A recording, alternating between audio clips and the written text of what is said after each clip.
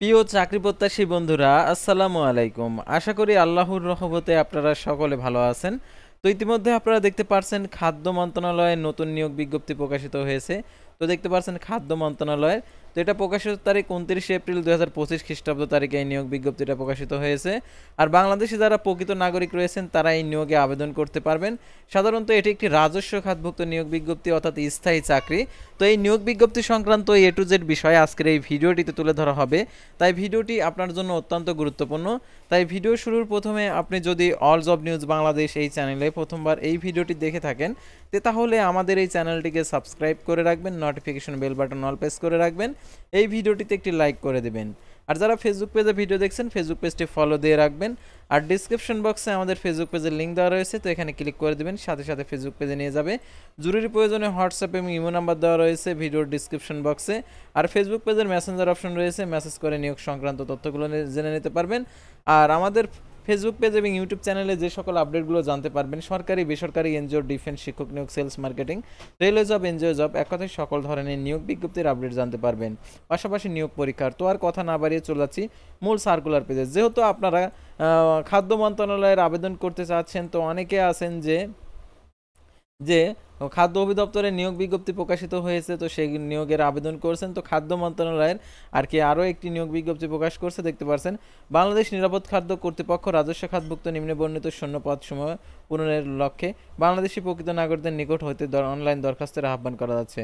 আর এখানে অনলাইন ব্যতীত কোনো আবেদনপত্র গৃহীত হবে না, সেহেতু অনলাইনে আবেদন করতে হয়। পদের নাম, বেতনের স্কেল, তারপর বয়স, পদসংখ্যা, শিক্ষাগত যোগ্যতা, অভিজ্ঞতা, তো এগুলো আপনাদেরকে অবশ্যই জানতে হবে। খাদ্য বিশ্লেষক 22,000 টাকা থেকে 53,060 টাকা বেতনে নবমতম গ্রেডের, বুঝতেই পারছেন। এটা 32 বছর, পদসংখ্যা একটি। কোনো স্বীকৃত বিশ্ববিদ্যালয় হতে অণুজীব বিজ্ঞান, রসায়ন, তারপর দেখতে পাচ্ছেন প্রাণ রসায়ন, ফলিত রসায়ন, পুষ্টি ও খাদ্য বিজ্ঞান, খাদ্য প্রযুক্তি, নিরাপদ খাদ্য ব্যবস্থাপনা, খাদ্য প্রকৌশল প্রথম শ্রেণী সমান সিএ পেতে স্নাতক ডিগ্রি, এবং দ্বিতীয় শ্রেণী সমান সিএ পেতে স্নাতক ডিগ্রি, দ্বিতীয় শ্রেণী সমান সিএ পেতে স্নাতকোত্তর ডিগ্রি, 4 বছর মেয়াদি ন্যূনতম দ্বিতীয় শ্রেণী বা সমান সিএ পেতে স্নাতক সম্মান ডিগ্রি। তারপরে দেখতে পাচ্ছেন নিরাপদ খাদ্য অফিসার 22,000 টাকা থেকে 53,060 টাকা বেতনে, পদের সংখ্যা 7টি।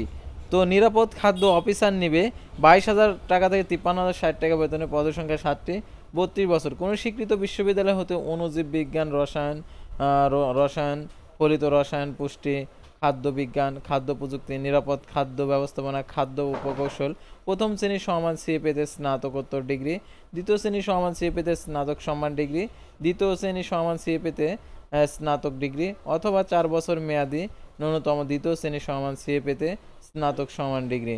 তারপরে দেখতে পাচ্ছেন 3 নম্বরে হিসাবরক্ষণ কর্মকর্তা, পদের সংখ্যা একটি, 22,000 টাকা থেকে 53,060 টাকা, পদের সংখ্যা একটি। কোনো স্বীকৃত বিশ্ববিদ্যালয় হতে বাণিজ্য, হিসাব বিজ্ঞান, ব্যবস্থাপনা, ফিনান্স, মার্কেটিং, ব্যাংকিং প্রথম শ্রেণী বা সমান সিএ পেতে স্নাতকোত্তর ডিগ্রি, দ্বিতীয় শ্রেণী সমান সিএ পেতে স্নাতক সম্মান ডিগ্রি সহ দ্বিতীয় শ্রেণী সমান সিজিপিএতে স্নাতকোত্তর ডিগ্রি, 4 বছর মেয়াদি ন্যূনতম দ্বিতীয় শ্রেণী সমান ফলাফলে সিজিপিএতে স্নাতক সমান ডিগ্রি। তো দেখতে পাচ্ছেন আবেদনের ক্ষেত্রে শর্তাবলী, অর্থাৎ যারা আবেদন করতে চাচ্ছেন এই নিয়োগে, অর্থাৎ এই একটি নিয়োগে, অর্থাৎ দেখতে পাচ্ছেন রাজস্ব খাতভুক্ত নিয়োগ বিজ্ঞপ্তি, যারা এটাতে আবেদন করতে আর কি যোগ্য, তাদের যে শর্তাবলী অনুসরণ করতে হবে, অর্থাৎ সেই শর্তাবলীগুলো এখন দেখিয়ে দিচ্ছি।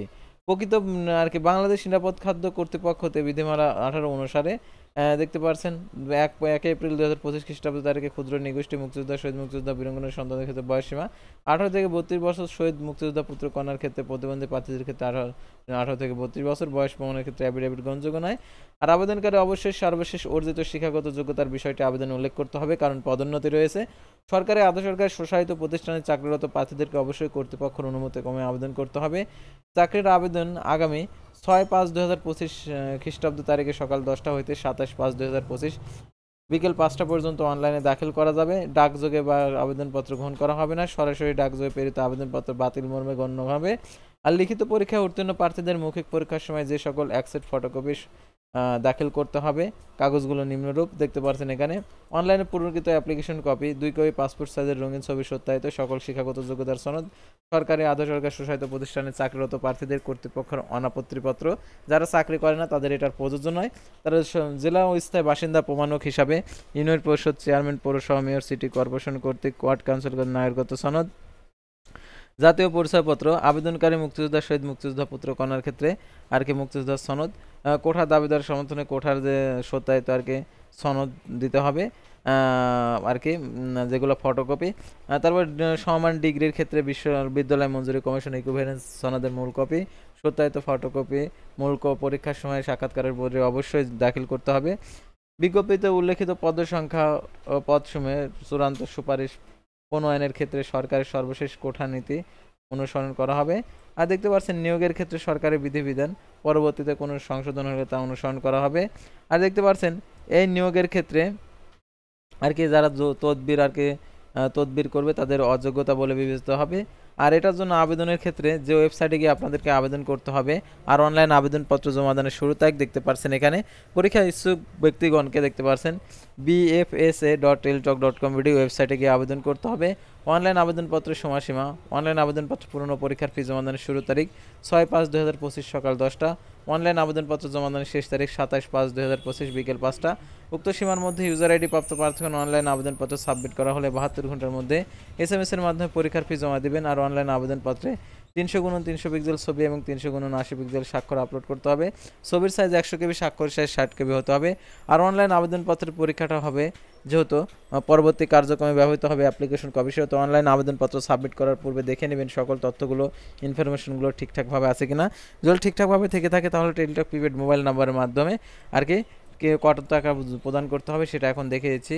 অর্থাৎ টেলিটক আর কি প্রিপেড মোবাইল নাম্বারে 2টা SMS এর মাধ্যমে 200 টাকা টেলিটক সার্ভিস চার্জ 23 টাকা সহ 223 টাকা 72 ঘন্টার মধ্যে জমা দিতে হবে।